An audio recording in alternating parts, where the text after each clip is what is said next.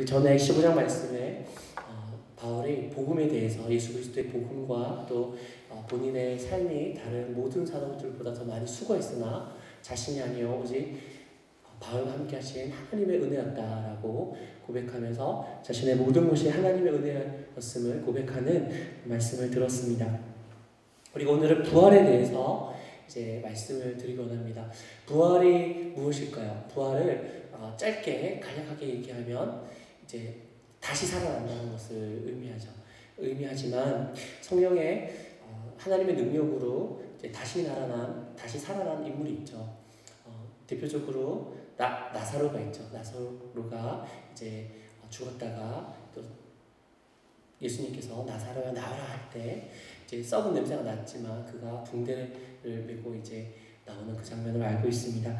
하지만 나사로가 영원히 살지는 못했죠. 그런 육신을 다시 이제 부활했다고 말할 수도 있겠지만 다시 죽었죠. 하지만 예수님께서는 사망 권세를 깨시고 다시 부활하셔서 이제 사망 권세를 깨시고 이기시고 부활하셨기 때문에 이제 온전한 부활의 첫 열매가 되셨습니다. 예수님은 다시 죽지 않으셨습니다. 영원토록 예수님은 살아계시고 다시 오셔서 우리에게 부활의 선물을 주실 것이라고 성경은 확실히 말씀하고 있는 것입니다. 근데 이 부활을 이 고린도 성도님들은 잘 이해하기가 힘들었다고 합니다. 왜냐하면 고린도 지역의 문화권이 그리스 로마 문화권이었는데요. 우리도 이제 사후에 대해서 우리가 5,000년 우리 한국의 역사 가운데 사후가 어떻게 될 것이다고 확정하지 못했지만 그 문화권에 아마도 이렇게 될 것이다라고 이제 얘기한 것이 있습니다. 그런데 그리스 로마 문화권인 이 고린도 지역의 사후 세계에 대한 그런 생각과 놀랍게도 우리 나라의 그런 사후 세계에 대한 그런 생각이 비슷했습니다. 어떤 거였냐면요, 인간이 죽으면 지옥에 가거나 우리는 지옥에로 갔지만 그쪽에는 하데스라고 했죠. 그리고 그렇지 않은 사람은 유령이나 이제 귀신으로 구천을 떠돌거나 또 선한 일을 많이 한 사람은 이제 극락에 가게 된다고 그렇게 얘기를 했다고 합니다. 하지만 사후의 삶이 어떻더라도 이제 우리 나라 속담에 죽은 석승보다 산 돼지가 낫다라는 말이 있죠. 비슷한 말로는 죽은 정승보다 산 개가 낫다, 이런 비슷한 말도 있는데요. 그렇게 사후 세계가 어떻든 그것보다는 지금 현 세대에 가난하든 어떻게 살든 현재 살아있는 것이 더 좋은 것이다라는 그런 관념이 있었습니다. 그렇기 때문에 예수님을 믿고 우리가 이 땅에서 고난을 받더라도 우리가 이 짧은 생을 끝날 때 주님 앞에서 우리가 영광스러운 몸을 입고 또 영원히 살 것이라고 하는, 그리고 예수님이 재림하실 때 우리도 신령한 몸을 입고 육체를 입고 또 다시 이제 부활할 것이라는 개념을 그 문화권에서는 잘 이해하지 못했다는 것이죠.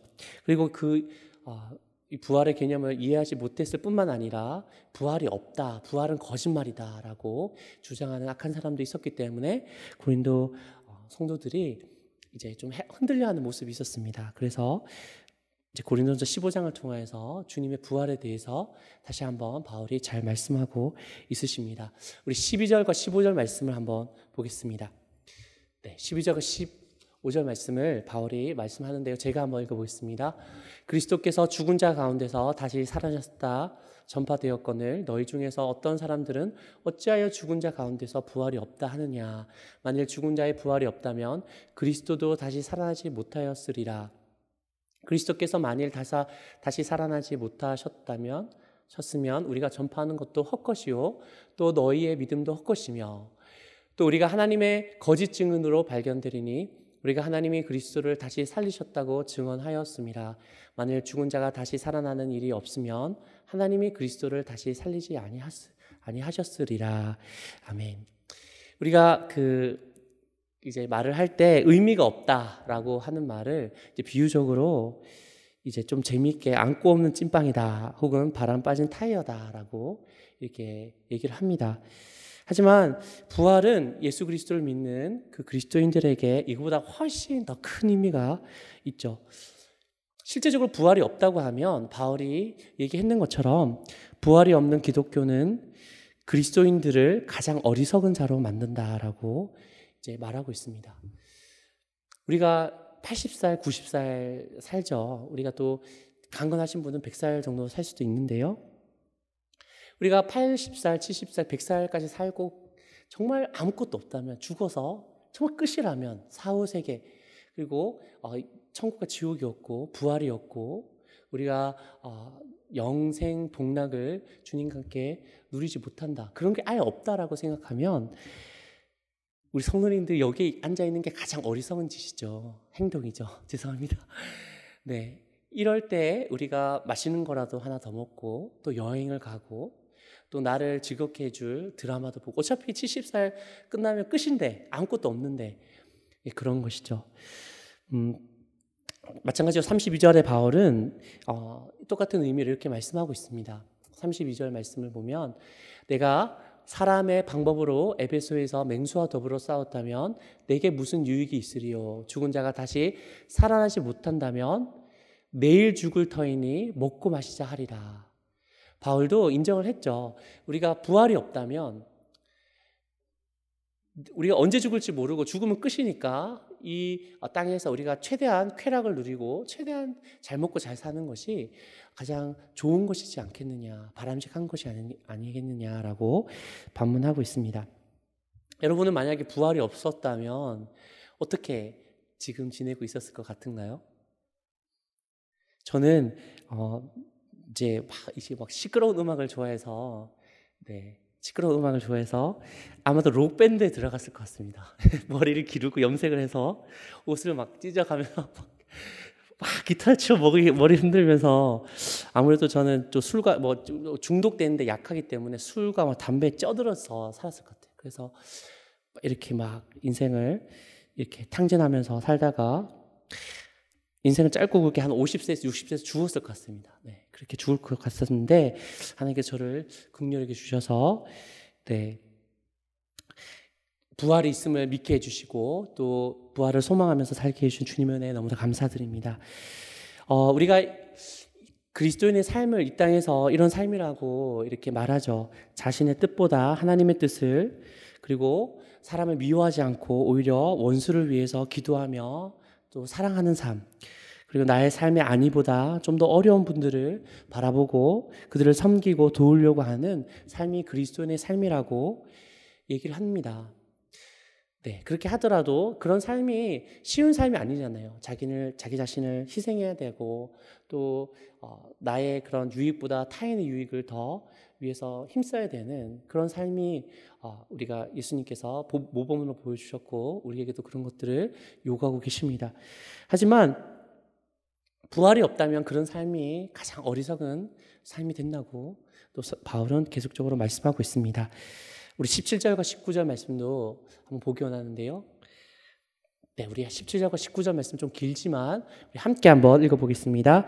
그리스도께서 다시 살아나신 일이 없으면 너희 믿음도 헛되고 너희가 여전히 죄 가운데 있을 것이요, 또한 그리스도 안에서 잠자는 자도 망하였으리니 만일 그리스도 안에서 우리가 바라는 것이 다만 이 세상의 삶뿐이면 모든 사람 가운데서가 더욱 불쌍한 자이리라. 아멘. 우리가 예수님을 믿게 되었을 때 이제 모태신앙도 있을 수 있겠지만 우리 세상에서 이제 예수님을 모르다가 사신 우리 분들은, 특별히 우리 장년 측에서 예수님을 믿게 된 분들은 예수님을 믿게 되고 이제 멀리하게 되는 것이 술, 담배죠. 그리고 또 여러 가지 세상의 쾌락이라고 생각합니다. 술, 담배가 그리스도인들이 안 하게 되는 이유가 결국 술, 담배는 우리의 생명을 갉아먹기 때문이죠. 하나님 주신 생명을 온전히 건강하고 보존시킨 것이 아니라 생명을 더 짧게 만들고 병을 들게 만들고 또 중독에 빠지게 하기 때문에 술, 담배를 끊게 됩니다. 근데 술, 담배를 끊고 친구의 모임도 점점 이제 예배를 드리고 신자의 모임과 교제하게 되면 이제 점점 친구의 모임도, 세상 친구의 모임도 조금씩 줄어들게 되죠. 그럴 때 세상 친구들이 그런 우리의 모습들을 아쉬워하면서 너 인생이 무슨 재미로 사는 거니? 이렇게 얘기하는 것들을 보게 됩니다. 하지만 우리 안에는 세상 사람들이 모르는 정말 참된 기쁨이 있음을 믿습니다. 네, 그것처럼 사도 바울도 우리가 부활이 없었더라면 우리가 이렇게 신앙생활 하는 것이 우리 19절에 보면 더욱 불쌍한 자가 일 뿐이다라고 말씀하고 있는 것이죠. 우리가 성경에 볼 때 이제 하나님께서 우리의 인생에 의도하지 않은 것들이 우리에게 임하고 또 그런 것들을 우리가 겪으면서 참 답답해하는 것들을 이제 보게 됩니다. 우리가 살아가면서 참 답답할 때가 언제 있죠? 저는 요새는 인터넷을 많이 하기 때문에 외국 목사님, 훌륭한 목사님이 참 많으시거든요. 네, 훌륭한 목사님의 설교를 듣고 싶은데 그래도 듣는데 지금 한참 영어로 하시는데 무슨 말인지 모를 때 참 답답함을 느낍니다. 외국인과 대화를 할 때 이제 대화를 할 상황이 됐을 때 우리가 그 영어나 아니면 그 사람의 언어를 모른다면 왠지 모를 참 답답함이 우리 가운데 있죠. 이것은 하나님께서 우리에게 의도한 것이 아닙니다. 원래 한 언어였지만 바벨탑 사건을 통해서 주님께서 우리 인류를 흩으시기 위해서 할 수 없이 주님의 징계하심으로 이제 외국 언어들을 주셨죠. 그리고 우리가 살아갈 때 병과 노안이 있습니다. 저도 이제 어떤 병에 걸려서 이제 입원을 하거나 있으면 참 이 병이 나에게 왜 왔을까? 혹은 내가 점점 이제 나이가 들고 노안 때문에 몸이 예전 같지 않으면 참 어떻게 보면 자연스럽게 여겨야 되는 것이 당연하지만 그것을 볼 때 왜 내가 이렇게 몸이 약해졌을까? 왜 이렇게 힘이 없어졌을까라고 의구스러워하고 안타까워합니다. 사실 이것도 하나님께서 우리 인간에게 의도하고 인간을 만드실 때 그런 것들을 의도하고 만드시지 않으셨고 죄가 인간에 들어와서 죄의 결과로 결국에는 이제 그 죄의 영향력으로 사람이 늙어가고 그리고 또 아프게 된다고 성경은 말하고 있습니다. 그리고 우리가 한 가지만 더 말씀드리기 원하는데요. 사람이 가장 안타까워하고 가장 두려워하는 것이 무엇일까요? 그것은 또 첫 번째, 두 번째 예처럼 하나님께서 분명히 사람에게 주지 않았던 것을 의미합니다. 그것은 바로 사망입니다. 네, 그래서 이제 사망을 두려워해서 이제 모든 이제 예수님을 믿지 않는 문화권들은 참 우리 보면 역사적으로 사망을 참 두려워했음을 보게 됩니다. 26절에 보면 우리 한번 보면요. 사도 바울은 맨 나중에 멸망받을 원수는 사망이니라고 말하고 있습니다. 우리를 이제 최후의 멸망받을 우리의 원수가 사망이라고 하고 있습니다. 이제 많은 사람들은 사망의 두려움에 종로를 하고 있죠. 하지만 20절에 보면 사도 바울은 이렇게 선포하고 있습니다. 우리 20절을 다 같이 한번 읽겠습니다. 그러나 이제 그리스도께서 죽은 자 가운데서 다시 살아나사 잠자는 자들의 첫 열매가 되셨도다. 아멘. 할렐루야. 아멘. 사망이 모든 사람을 다스리고 그리고 사람들이 사망의 두려움 가운데 두려워 떨고 있고 또 종노를 하고 있을 때 예수님께서 우리의 모든 죄를 대신 지시고 십자가에 물과 피를 흘려주시고 죽으시고 또 3일 만에 부활하셔서 우리에게 부활의 첫 열매가 되어주셨습니다. 그러면 우리는 죽음을 전혀 두려워하지 않습니다. 아멘. 네.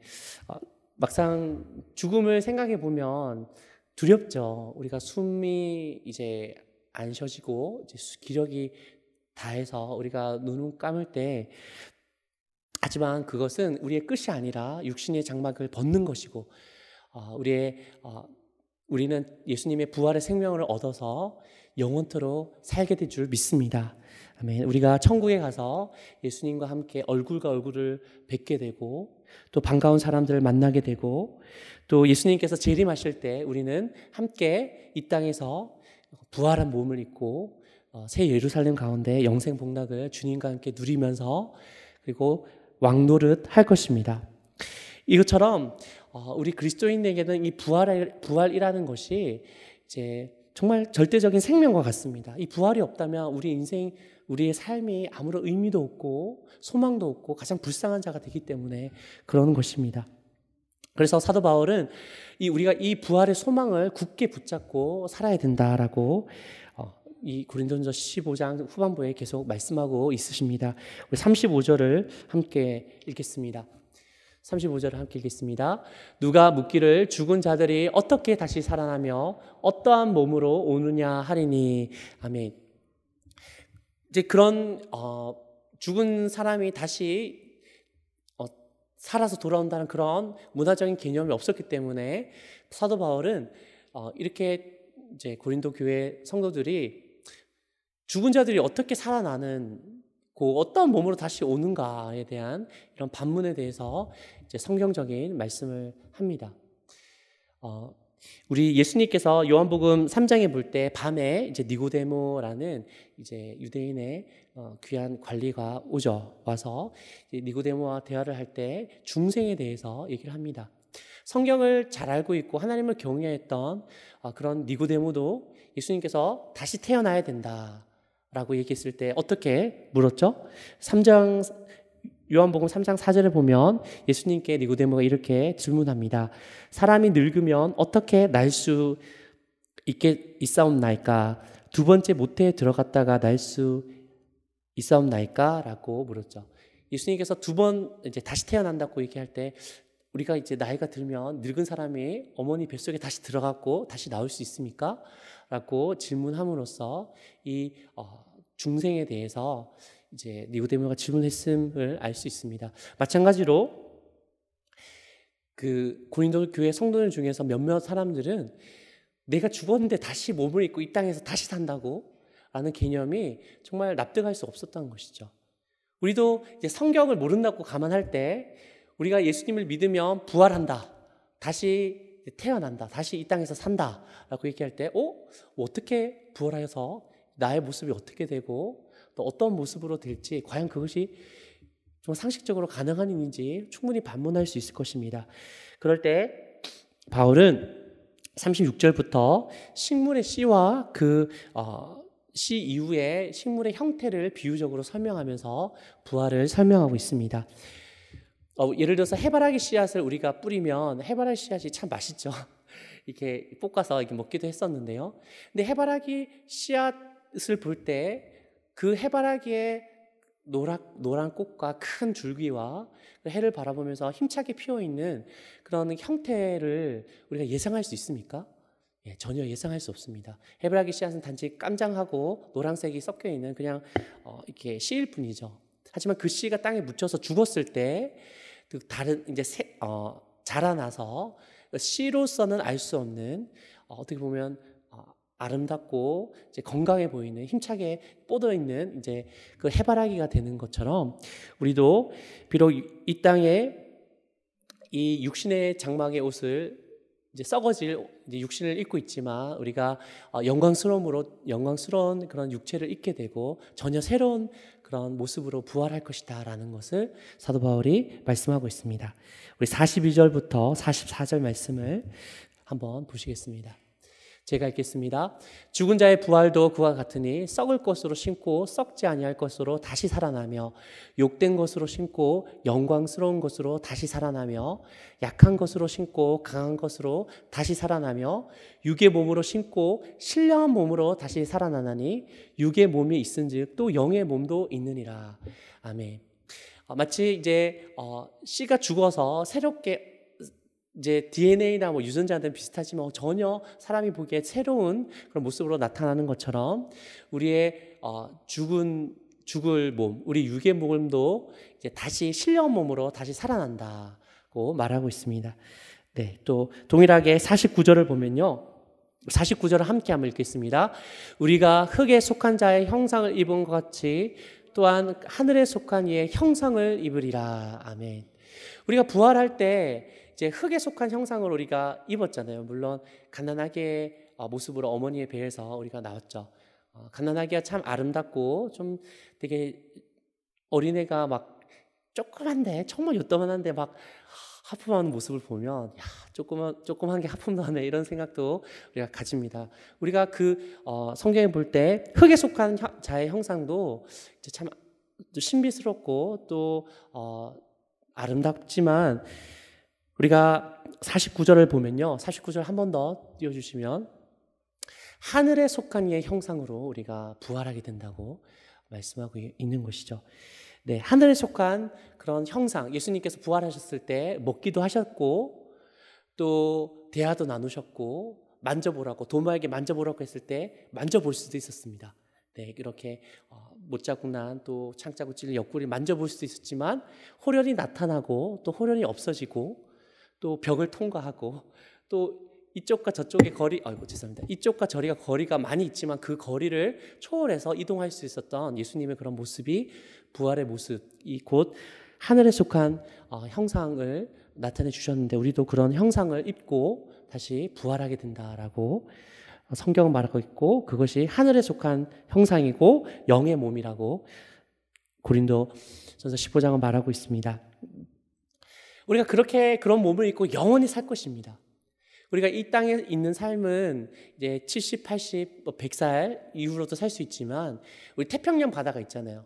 예, 그 일반 동해 바다 그런 게 아니라 가장 우리가 망망대해라고 부를 수 있는 대서양도 있고 이제 다양 지중해도 있지만 가장 넓은 그런 해양이 태평양입니다. 그 태평양에서 우리가 배를 타고 있을 때 태평양 그 바다에서 물을 한번 손으로 바닷물을 이렇게 하면 이제 바닷물을 먹으면 안 되죠. 이렇게 볼 수 있는데 마치 우리의 부활한 그런 삶의 영혼은 그런 우리가 크기를 잴 수 없는 그 태평양 바다에 물을 손으로 떤 것처럼 요 작은 이 바닷물이 우리의 70, 80 평생인 줄 믿습니다. 아멘. 우리가 이런 짧은 삶을 살고 있는 것이죠. 하지만 주님께서 우리를 위해서 예비해 놓은 영원한 삶은 우리가 헤아릴 수 없는 긴 영원한 삶을 우리가 주님과 함께 함께 살면서 즐거워하며 지내게 된다고 하고 있습니다. 우리가 언제 이렇게 부활의 몸을 입을까요? 우리가 잘 알고 있듯이 예수님께서 재림하실 때 우리가 이렇게 부활의 몸을 입게 되고 이렇게 부활하게 된다고 성경 말하고 있습니다.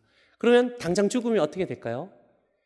네, 예수님이 재림 안 했는데 우리가 죽을 수 있잖아요. 죽으면 우리가 천국에 가는 거죠. 우리의 영혼이 우리의 이제 부활한 육체를 입고 사는 것이 아니라 우리의 영혼도 우리의 우리입니다. 네, 우리의 영혼이 주님과 함께 이제 천국에서 이제 안식하고 주님과 함께 이렇게 이제 그때도 비슷한 개념이지만 즐거워하며 지내고 있습니다. 우리 51절부터 54절 말씀을 한번 함께 한번 읽겠습니다. 시작. 보라, 내가 너희에게 비밀을 말하노니 우리가 다 잠잘 것이요 아니요 마지막 나팔의 순식간에 호련히 다 변화되리니 나팔 소리가 나매 죽은 자들이 썩지 아니할 것이요 다시 살아나고 우리도 변화되리라. 이 썩을 것이 반드시 썩지 아니할 것을 입겠고 이 죽을 것이 죽지 아니함을 입으리로다. 이 썩을 것이 썩지 아니함을 입고 이 죽을 것이 죽지 아니함을 입을 때에는 사망을 삼키고 이기리라고 기록된 말씀이 이루어지리라. 아멘.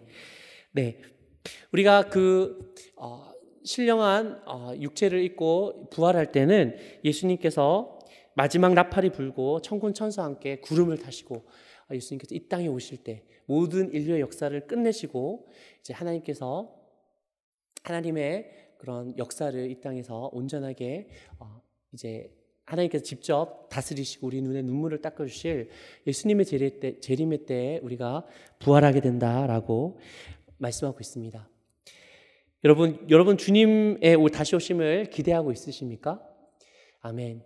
우리가 물론 이 땅에서 이렇게 좋은 집을 살 수도 있고 또 좋은 것들을 경험할 수 있고 또 세계 여행도 가서 좋은 문물들도 보면서 우리가 힐링도 되고 이제 참 기분도 좋아질 수 있지만 예수님이 다시 오셔서 그리고 우리가 부활한 몸을 입고 이 땅에 아무런 죄도 없고 어린 양과 독사들이 같이 있고 사자들이 이제 토끼들을 물지도 않는 이사야서에서 말한 그런 하나님의 나라에서 우리가 함께 왕도를 하면서 사는 것보다 더 좋은 것은 없을 줄 믿습니다. 근데 그 삶이 영원한 삶이라는 것이죠. 이런 은혜를 우리에게 허락해 주셨고 하나님께서는 그 영원한 삶을 주님과 함께 살 때 우리가 이 땅에서 이 짧은 시기지만 이 땅에서 우리가 주님과 함께 주님의 형상을 더 우리가 담게 되고 또 이 땅에서 그 부활한 우리가 영생 복락을 누릴 때 우리뿐만 아니라 우리 주위에 있는 사람들도 우리의 기도와 또 우리의 전도로 인해서 함께 그런 은혜와 복락을 누리시기를 주님께서 원하십니다. 그래서 주님께서는 이 땅에서 살 때 우리가 우리의 뜻이 아니라 하나님의 뜻을 구하면서 우리의 기쁨이 아니라 하나님의 기쁨을 구하면서 살기를 원하는 거죠. 그런 삶이 무엇일까요? 그런 삶은 우리 34절에 바울이 얘기를 했는 말씀에서 우리가 알 수 있을 것 같습니다. 우리 34절 말씀을 제가 읽겠습니다. 형제들아 내가 그리스도 예수 우리 주 안에서 가진 바 된 너희에 대한 나의 자랑을 두고 단언하노니 나는 날마다 죽노라. 아멘.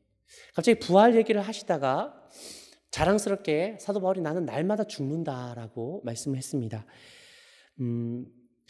로마서 12장에 보면 사도 바울이 로마 성도에게 권면을 할 때 내가 하나님의 모든 자비하심으로 너희를 권하노니 너희의 삶을 하나님의 기뻐하시는 영적인 산 제사로 드려라라고 말하고 있는 거죠.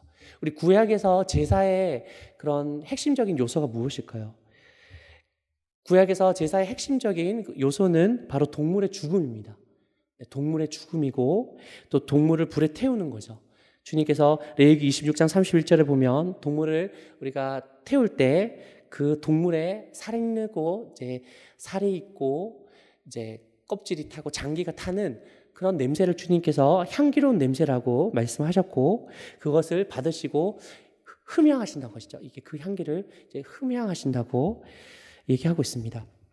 사도 바울이 부활의 이야기를 하다가 나는 날마다 죽노라라는 말씀은 이 구약의 제사와 또 로마서 12장에 있는 영적인 제사와 이제 일맥상통하는 말이죠.